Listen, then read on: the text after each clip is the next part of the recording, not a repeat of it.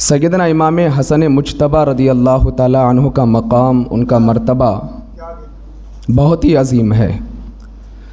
سن 2 ہجری میں ماہ رمضان میں آپ کی ولادت ہوئی اور سید دو عالم صلی اللہ تعالی علیہ وسلم کو جب اطلاع ملی کہ بیٹی کے گھر میں بچے کی ولادت ہوئی ہے تو آقا کائنات علیہ الصلاۃ والسلام سارے کاموں سے فراغت پا کر کے پہلی فرصت میں اپنی بیٹی کے گھر تشریف لائے، اور آنے کے بعد نبی کریم صلی اللہ تعالی علیہ وسلم نے اپنے لاڈلے نواسے اور چہیتے نواسے کو اپنے گود میں اٹھایا، اور گود میں اٹھانے کے بعد علی مرتضیٰ رضی اللہ تعالیٰ عنہ سے فرمایا کہ ان کا نام تم نے کیا رکھا ہے؟ عرض کرتے ہیں یا رسول اللہ علیہ الصلاۃ والسلام میں نے ان کا نام حرب رکھا ہے۔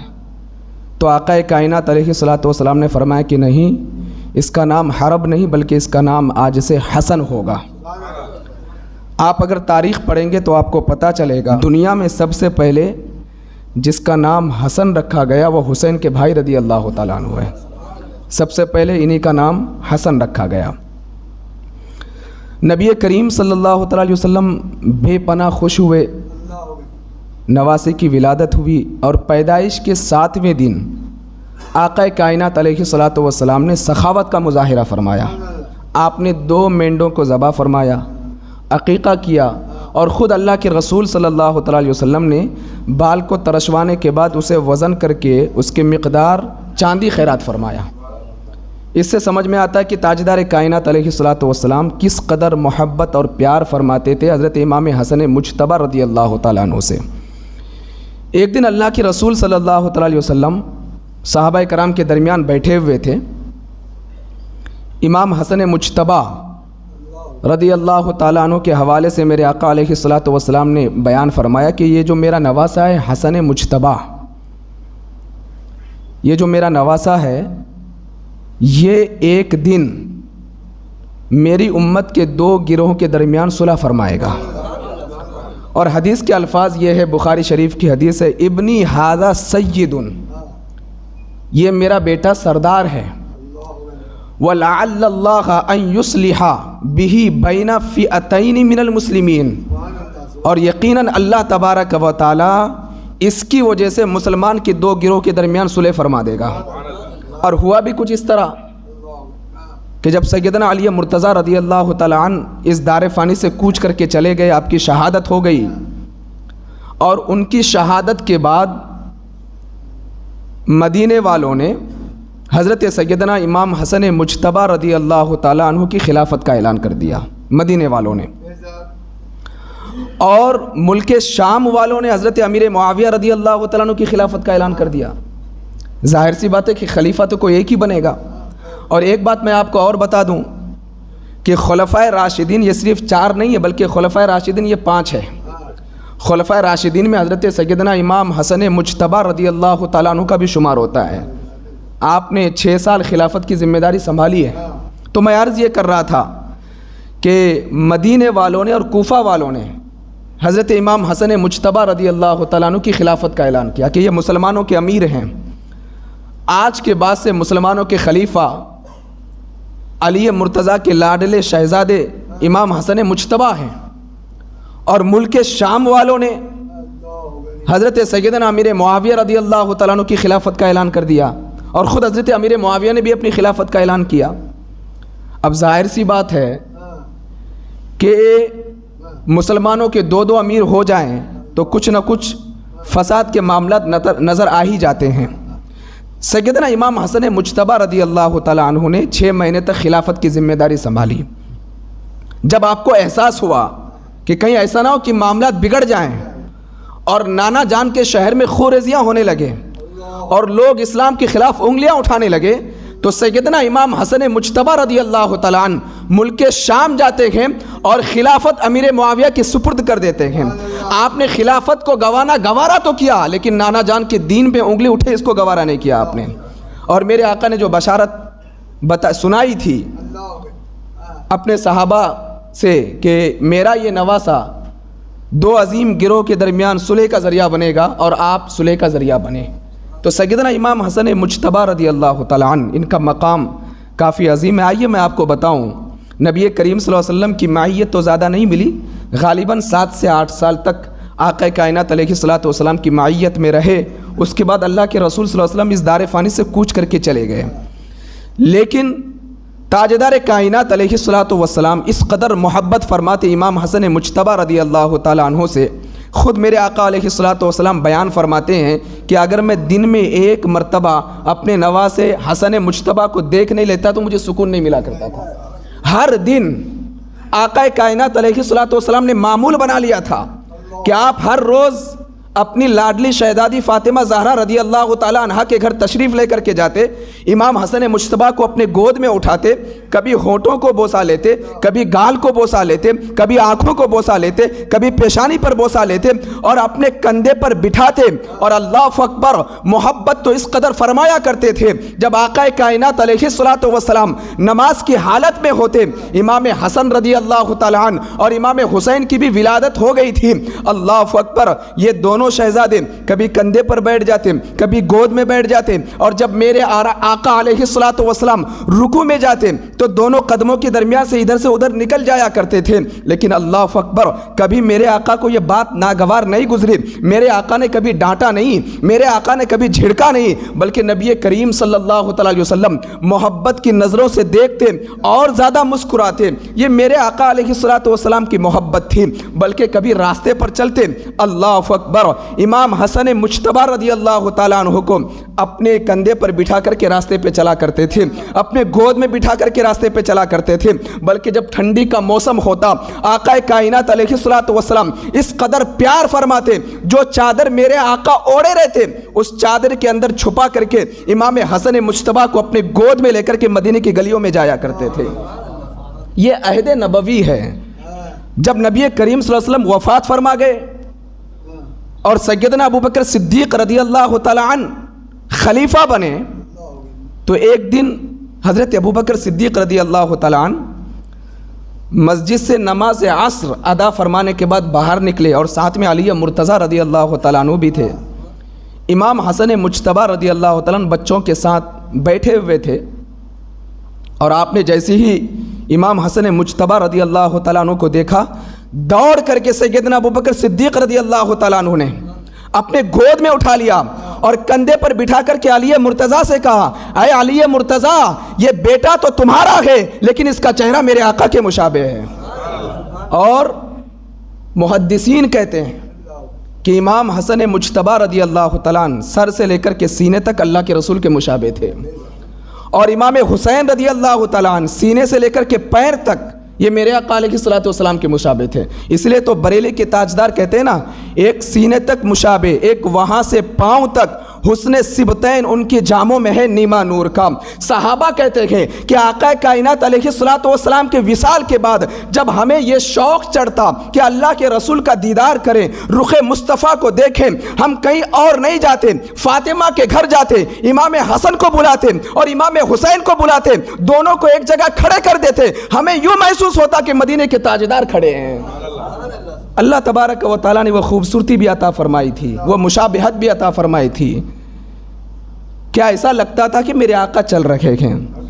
جب امام حسن مجتبیٰ رضی اللہ تعالیٰ عنہ گفتگو کرتے تو ایسا لگتا تھا کہ مدینے کے تاجدار گفتگو کر رہے ہیں۔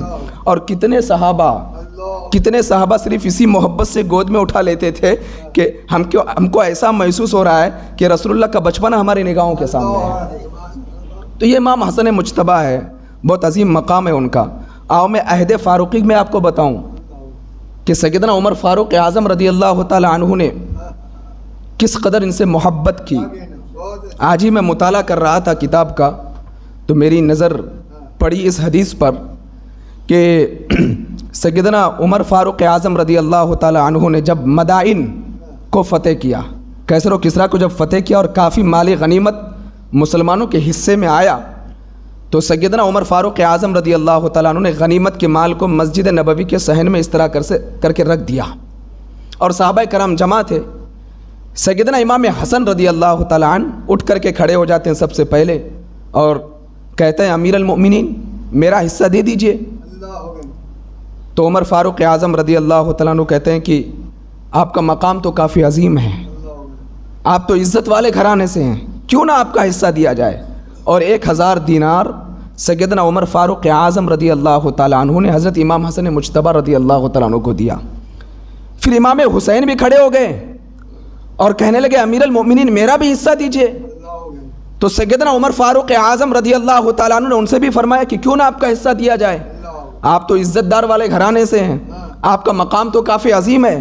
اور 1000 دینار عمر فاروق اعظم رضی اللہ تعالیٰ عنہ نے امام حسین رضی اللہ تعالیٰ عنہ کو دیا۔ تھوڑی دیر کے بعد حضرت عمر فاروق اعظم رضی اللہ تعالیٰ عنہ کے شہزادے حضرت عبداللہ ابن عمر رضی اللہ تعالیٰ عنہ یہ بھی اٹھ کر کے کھڑے ہو گئے، کہا کہ ابا جان میرا بھی حصہ دیجئے۔ بالکل آپ کا بھی حصہ بنتا ہے، آپ بھی بڑے معزز ہیں، آپ نے اللہ کے رسول کی معیت اختیار کی، جنگوں میں حصہ لیا، تو آپ کا بھی حصہ بنتا ہے۔ اور ان کو دیا 500 درہم۔ ہاتھ باندھ کر کے ابا جان کی بارگاہ میں عرض کرتے ہیں یا ابا جان یہ کیا بات ہوئی، آپ نے حسنین کریمین کو 1000 دینار دیے اور مجھے 500 دینار۔ اب سیدنا فاروق اعظم رضی اللہ تعالیٰ عنہ کا جواب سنو۔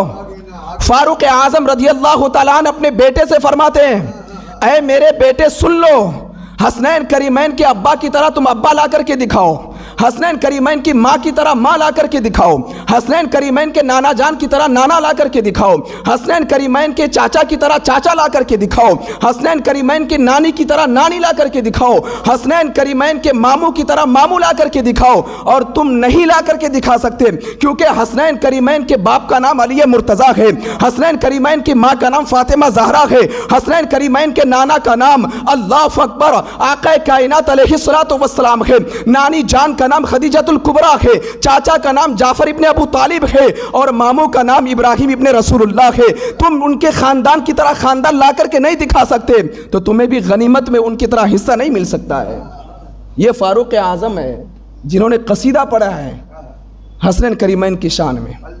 تو سیدنا امام حسن رضی اللہ تعالیٰ عنہ، ہم تو اپنی محفلوں میں زیادہ تر امام حسین رضی اللہ تعالیٰ عنہ کی سیرت بیان کرتے ہیں، 10 روزہ محفلوں میں بھی یہی رہے، اور بہت ہی کم ہمارے علماء یا مقررین ہیں جو بالخصوص سیدنا امام حسن رضی اللہ تعالیٰ عنہ کی سیرت بیان کریں۔ میں کچھ اہم پہلو ان کی سیرت کے آپ کے سامنے رکھنے کی کوشش کروں کہ ان کی ذات کیسی تھی، ان کی سیرت کیسی تھی۔ سخاوت میں سیدنا امام حسن رضی اللہ تعالیٰ عنہ کا کوئی ثانی نہیں ہو سکتا ہے۔ ویسے تو رسول اللہ کا پورا گھرانہ سخی ہے، لیکن امام حسن کا کوئی ثانی نظر نہیں آتا۔ اللہ اکبر۔ ایک مرتبہ حضرت امام حسن رضی اللہ تعالیٰ عنہ اپنے گھر میں بیٹھے ہوئے تھے، آپ کا ایک پڑوسی آپ کی بارگاہ میں آیا اور آ کر کے رو کر کے عرض کرنے لگا کہ حضور مجھے 1,00,000 درہم کی ضرورت ہے۔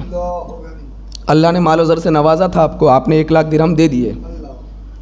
1,00,000 درہم دینے کے بعد آپ زارو قطر رونے لگے۔ تو وہاں پر موجود دیگر لوگوں نے آپ کی بارگاہ میں ہاتھ باندھ کر کے عرض کیا حضور اس کو 1,00,000 درہم کی ضرورت تھی، آپ نے دے دیا، لیکن آپ رو کیوں رہے ہیں؟ امام حسن مجتبی رضی اللہ تعالیٰ عنہ کا جواب سنو۔ آپ فرماتے ہیں کہ میں اللہ کی بارگاہ میں کیا جواب دوں گا کہ میرا پڑوسی پریشان تھا، مجھے معلوم ہی نہیں ہے، اس نے آ کر کے اپنی پریشانی مجھے بتائی، تب جا کر کے مجھے پتا چلا۔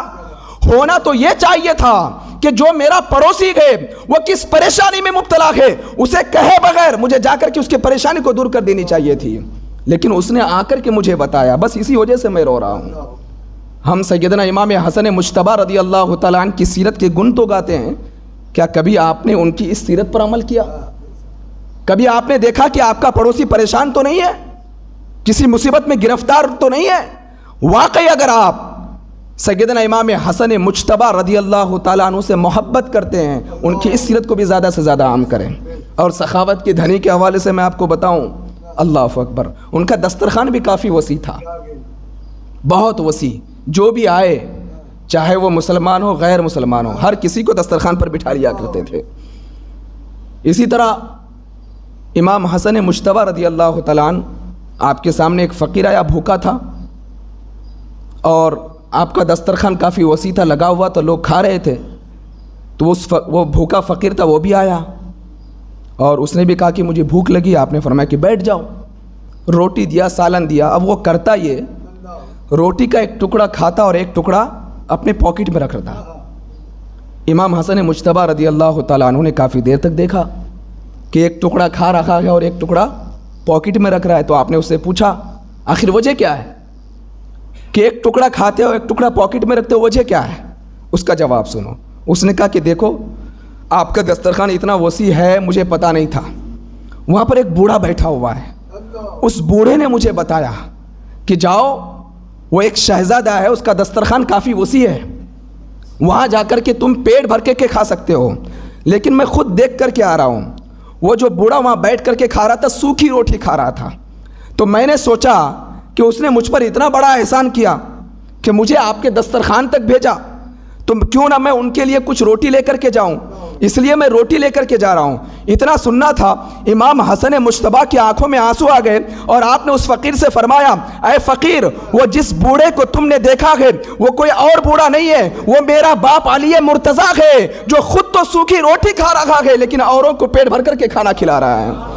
اس لیے آپ نے بارہا دیکھا ہوگا کہ جب حسنین کا نام لیا جاتا ہے تو حسنین کریمین بولا جاتا ہے، کریمین، حسن کریم، حسین کریم، اور جب دونوں کو ملا کر کے بولا جاتا ہے حسنین کریمین۔ کریم کس کو کہتے ہیں پتہ ہے آپ کو؟ ایک ہوتا ہے سخی، جو خود بھی کھائے اور دوسروں کو بھی کھلائے، یعنی خود بھی پیٹ بھر کر کے کھائے اور دوسروں کو بھی کھلائے، اس کو بولتے ہیں سخی۔ کریم اس کو بولتے ہیں جو خود تو بھوکا رہے لیکن دوسروں کا پیٹ بھرے، اسے بولا جاتا ہے کریم۔ اور یہ صرف اور صرف ایک ہی گھرانہ ہے، وہ اہل بیت کا گھرانہ ہے جو خود تو بھوکے رہتے لیکن غریبوں کو کھانا کھلا کر کے ان کا پیٹ بھرا کرتے تھے۔ اس لیے تو آیت مقدسہ جو ہے نا انہی کی شان میں نازل ہوئی، وَيُطْعِمُونَ الطَّعَامَ عَلَى حُبِّهِ مِسْكِينًا وَيَتِيمًا وَأَسِيرًا۔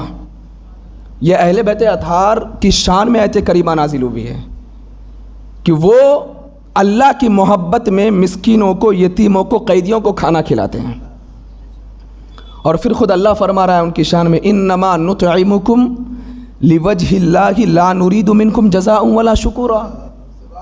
اے لوگو، ہم تم کو جو کھانا کھلا رہے ہیں اللہ کی رضا کے لیے، نہ کہ اس لیے کہ تم ہمارا شکریہ ادا کرو، نہ کہ اس لیے کہ تم ہمیں کچھ بدلہ دو، ہم کھلاتے صرف اس لیے ہیں، تمہارا پیٹ اس لیے بھرتے ہیں تاکہ ہمارا مولا ہم سے راضی ہو جائے۔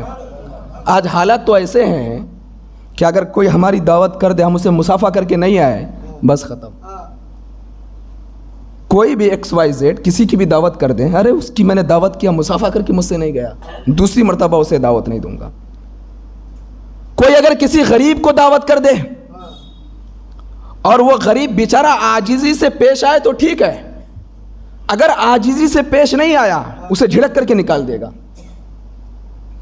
کبھی اگر کسی کو کھانا کھلاؤ نا تو اس لیے نہ کھلاؤ کہ وہ آپ کا شکریہ ادا کرے، بلکہ اس لیے کھلاؤ تاکہ آپ کا مولا آپ سے راضی ہو جائے، پروردگار عالم آپ سے راضی ہو جائے، اس لیے کھلاؤ۔ میں آپ کو بتاؤں، مخلوق خدا کو کھانا کھلانا یہ اتنی بڑی عبادت ہے، اتنی بڑی عبادت ہے۔ امام حسن بصری رحمۃ اللہ کی تعالیٰ علیہ فرماتے ہیں اگر مولا مجھے بہت نعمت دیتا تو میں ڈھونڈ ڈھونڈ کر کے مخلوق خدا کو ڈھونڈ ڈھونڈ کر کے بھوکوں کو کھانا کھلاتا، کیونکہ یہ اللہ کی سب سے عظیم عبادت ہے۔ اس لیے بھوکے کو کھانا کھلانا، ننگے کو کپڑا پہنانا اور حاجت رواؤں کے حاجت کو پوری کرنا، یہ صرف اللہ کی رضا کے لیے کرنا۔ پھر جب اللہ کی رضا کے لیے کرو گے، اللہ کبھی آپ کو بھوکا نہیں رکھے گا، کبھی آپ کو ننگا نہیں رکھے گا، کبھی آپ کو جو ہے مشکلوں میں نہیں ڈالے گا، بلکہ اللہ آپ کو ہمیشہ کھانا بھی عطا فرمائے گا، بے شمار کپڑے بھی عطا فرمائے گا اور آپ کی مشکلوں کو بھی دور فرما دے گا۔ تو اہل بیت کا جو گھرانہ ہے نا، یہ بھوکوں کو کھانا کھلانے کے لیے ہے۔ تو سیدنا امام حسن مجتبی رضی اللہ تعالیٰ عنہ، اللہ اکبر، بس ایک آخری جھلکی میں پیش کروں، جس امام حسین کی شان ہم برسوں سے علماء سے سنتے ہوئے آ رہے ہیں، جن کے نام پر ہم نیاز کرتے ہیں، فاتحہ خوانی کرتے ہیں، پتہ ہے وہ امام حسین رضی اللہ تعالیٰ عنہ اپنے بڑے بھائی امام حسن کی شان کس طرح بیان کرتے ہیں، قصیدہ کیسے پڑھتے ہیں ان کی شان میں؟ کہتے ہیں لوگوں، وہ جو میرا بھائی حسن ہے نا، حسن وہ صرف میرا بھائی نہیں ہے، بلکہ میرا بڑا بھائی حسن میرا استاذ ہے، میرا مرشد ہے، میرا پیر ہے، میرا سب کچھ ہے۔ میری جان کا نام امام حسن ہے. یہ سیدنا امام حسین رضی اللہ تعالیٰ عنہ بیان فرماتے ہیں. اور پھر آپ ایک واقعہ بیان فرماتے ہیں, کہتے ہیں کہ میں نے قرآن کی تفسیر اپنے بھائی امام حسن سے سیکھی ہے. میں نے زندگی گزارنے کا سلیقہ اپنے بھائی امام حسن سے سیکھی ہے. لوگوں سے گفتگو کرنے کا طریقہ اپنے بڑے بھائی امام حسن سے سیکھی ہے. انداز گفتگو, انداز طریقہ, چال چلن, بلکہ میری زندگی جو سوری ہے اس میں بہت بڑا رول ہے میرے بڑے بھائی امام حسن رضی اللہ تعالیٰ عنہ کا. یہ امام حسین رضی اللہ تعالیٰ عنہ بیان فرماتے ہیں, کہتے ہیں کہ مجھے خبر ملی کہ میرے بڑے بھائی امام حسن اپنی بیوی کو طلاق دینا چاہتے ہیں. آپ کہتے ہیں جب مجھے خبر ملی تو میں دوڑے دوڑے اپنے بڑے بھائی کے پاس گیا اور ہاتھ باندھ کر کے عرض کیا. اللہ اکبر, کتنی شان ہے نا امام حسن کی, کہ جن کے سامنے سید الشہداء ہاتھ باندھ کر کے کھڑے ہو, ایسی شخصیت کا نام امام حسن رضی اللہ تعالیٰ عنہ ہے. ہاتھ باندھ کر کے کھڑے ہوتے ہیں اور عرض کرتے ہیں کہ بھائی میں نے سنا ہے کہ آپ اپنی اہلیہ کو طلاق دے رہے ہیں. کہا کہ صحیح سنا ہے, طلاق دے رہے ہیں, طلاق دیا نہیں تھا, طلاق دے رہے ہیں. کہا کہ صحیح سنا ہے. تو کہا کہ بھائی معذرت کے ساتھ وجہ کیا ہے بتا دیجئے. اب امام حسن مجتبی رضی اللہ تعالیٰ عنہ کا جواب سنو. آپ کلام مقدس کی اس آیت کریمہ کی تلاوت کرتے ہیں, ہن لباس لکم وانتم لباس لہن, کہ تم بیوی اور شوہر ایک دوسرے کے لیے سکون کا ذریعہ ہے, ایک دوسرے کے لیے لباس ہے, یہ دونوں ایک دوسرے سے سکون حاصل کرتے ہیں. اور پھر امام حسن مجتبی کہتے ہیں کہ اے میرے بھائی, میں نے تو ابھی اپنی بیوی کو طلاق نہیں دیا, تو میری بیوی یہ میری بیوی ہے اور میں اپنی بیوی کی راز کو پردے میں رکھنا چاہتا ہوں, کسی اور سے نہیں بتانا چاہتا. اگرچہ آپ میرے سگے بھائی ہو لیکن ابھی تک میں نے اپنی بیوی کو طلاق نہیں دیا ہے, اور جب تک طلاق نہیں دیا وہ میری بیوی ہے, اس کی کمزوری میں کسی دوسرے کو نہیں بتا سکتا. پتہ یہ چلا کہ جب سیدنا امام حسین رضی اللہ تعالیٰ عنہ نے یہ آیت کریمہ سنی تو کھڑے ہو کر کے امام حسن مجتبی کی پیشانی کو بوسہ دیتے تھے اور کہتے تھے میں نے تو اس آیت کی تفسیر اور بھی پڑھی تھی, لیکن آج مجھے پتا چلا ہن لباس لکم وانتم لباس لہن کی تفسیر یہ ہے اپنی بیوی کی کمزوری اور عیب کو دوسروں کو بھی نہ بتانا, دوسروں سے ظاہر نہ کرنا, کیونکہ وہ تمہاری بیوی ہے, وہ تمہارے ساتھ رات و دن کے ایام کو گزارتی ہے. امام حسن مجتبی نے طلاق دینا چاہا لیکن جب تک بیوی ساتھ میں رہی, کبھی امام حسن مجتبی نے اپنے بھائی سے ان کے عیب کے بارے میں اظہار نہیں فرمایا. آج تو حالات یہ ہے کہ بیوی اگر عیب نہ بھی کرے, صرف شکوک و شبہات ہو تو انسان آسمان کو سر پہ اٹھا لیتا ہے. اور لوگوں نے تو آج معاملہ یہ یہاں تک بنا دیا کہ بیوی کو کھلونا بنا دیا. اور عورتیں بھی ایسی ہوتی ہیں کہ کچھ عورتیں اپنے شوہر کو کھلونا بنا کر کے کھیل رہی ہیں, لیکن اگر ہم امام حسن مجتبی رضی اللہ تعالیٰ عنہ کی سیرت کو پڑھتے تو ہمیں بیویوں کی عزت اور احترام کا طریقہ مل جاتا. اور پھر چند دنوں کے بعد جب آپ کو پتہ چلا امام حسین رضی اللہ تعالیٰ عنہ کو کہ بھائی نے طلاق دے دی, پھر سے دوبارہ آئے اور آ کر کے ہاتھ باندھ کر کے عرض کرنے لگے بڑے بھائی اب تو آپ کی بیوی نہیں رہی, اب تو آپ نے طلاق دے دیا, اب بتائیے آپ نے طلاق کیوں دی, وجہ کیا ہے. امام حسن مجتبی رضی اللہ تعالیٰ عنہ کا جواب سنو میرے بھائی, اب تک تو وہ میری بیوی تھی, اب جب میں نے اسے طلاق دے دی وہ غیر محرم ہو گئی, اور کسی دوسری عورت کے بارے میں آپ کو کیسے بتا سکتا ہوں, اس کے حالات کیسے تھے, اس کے اخلاق کیسے تھے, اللہ بہتر جانتا ہے, بس کچھ وجوہات تھی میں نے طلاق دے دی. اس لیے میں لوگوں سے کہنا چاہوں گا کہ اگر تم نے طلاق دی ہے تو خاموشی اختیار کرو, کیونکہ اب وہ تمہاری بیوی نہیں رہی, وہ ایک اجنبیہ عورت ہے, وہ تمہارے لیے غیر محرم ہے, اس کا نام تک بھی زبان پہ نہ لو. اگر طلاق دے دیے تو معاملہ ختم کرو, اور اگر طلاق نہیں دیے بیوی کے ساتھ زندگی گزار رہے ہو, واقعی اگر امام حسن مجتبی رضی اللہ تعالیٰ عنہ کی سیرت پر عمل کرتے ہو کبھی اپنی بیوی کی برائی کو لوگوں کے سامنے ظاہر نہیں کرنا. تو سیدنا امام حسن مجتبی رضی اللہ تعالیٰ عنہ وہ عظیم شخصیت ہے, بڑے بڑے اجلہ, بڑے بڑے صحابہ جن کی خدمت کیا کرتے تھے, جو رسول اللہ کے مشابہ تھے, یہ امام حسن مجتبی رضی اللہ تعالیٰ عنہ. جب آپ کو زہر دیا گیا، 3 مرتبہ زہر دیا گیا، تیسری مرتبہ جب آپ کو زہر دیا گیا تو آپ کہتے ہیں کہ مجھے ایسا محسوس ہو رہا ہے کہ میری اندر کی جتنی بھی چیزیں سب کٹ گئی۔ اتنے میں آپ کے بھائی حضرت امام حسین رضی اللہ تعالیٰ عنہ آپ کی بارگاہ میں آئے اور آ کر کے کہنے لگے بھائی جان آپ کو کسی پر شک ہے؟ کہا کہ ہاں ایک آدمی پر شک ہے۔ تو کہا کہ ٹھیک ہے اس کا نام بتا دیجئے۔ کہا کہ نہیں، شک ہے، یقین نہیں ہے، صرف شک ہے، اگر وہ نہ ہو کوئی اور ہو تو میں مولا کی بارگاہ میں کیا جواب دوں گا؟ ایک بے گناہ کے بارے میں آپ کو بتا کر کے جا رہا ہوں، کل بروز محشر میرا مولا جب مجھ سے پوچھے گا کہ اس نے تمہیں زہر نہیں دیا تھا، تم نے صرف شک کی بنیاد پر نام بتایا، تو مولا کی بارگاہ میں کیا جواب دوں گا؟ آپ نے نام نہیں بتایا، اور پھر فرمایا کہ اگر واقعی اس نے دیا جس پر مجھے شک ہے تو میرا مولا بہترین حساب لینے والا ہے، کل بروز محشر اللہ ضرور اس سے حساب لے گا۔ لیکن امام حسن مجتبیٰ رضی اللہ تعالیٰ عنہ نے نام نہیں بتایا، اور آپ اس دار فانی سے کوچ کر کے چلے گئے، اور کثیر تعداد میں لوگوں نے آپ کے نماز جنازہ میں شرکت کی۔ تو سیدنا امام حسن مجتبیٰ رضی اللہ تعالیٰ عنہ یہ رسول کریم صلی اللہ علیہ وسلم کے مشابہ تھے، ان کی سیرت کو عام کرنا اور ان کی زندگی کو لوگوں کے درمیان بیان کرنا یہ بے حد ضروری ہے۔ آپ نے بڑے بڑے معاملات کو سلجھائے، بڑے بڑے دشمنوں کو معاف فرمایا، اور آپ بڑے نرم مزاج کے تھے اور بہت بڑے سخاوت کے دھنی تھے، اور اس قدر نرم مزاج کے تھے، اللہ اکبر، کبھی کسی پر غصہ بھی فرما دیا تو فوراً کھڑے ہو کر کے اگرچہ وہ غلام ہی کیوں نہ ہو ہاتھ باندھ کر کے اس سے معافی مانگ لیا کرتے تھے۔ یہ سیدنا امام حسن رضی اللہ تعالیٰ عنہ۔ انشاءاللہ پھر کبھی موقع ملا تو ان کی سیرت پر میں آپ کے سامنے اور بھی روشنی ڈالوں گا۔ اللہ تبارک و تعالیٰ کی بارگاہ میں دعا کرتا ہوں کہ پروردگار عالم اپنے حبیب علیہ الصلاۃ والسلام کے صدقے ہم سب کو سیدنا امام حسن مجتبیٰ رضی اللہ تعالیٰ عنہ کی سیرت پر عمل کرنے کی توفیق عطا فرمائے۔ وما علینا الا البلاغ المبین۔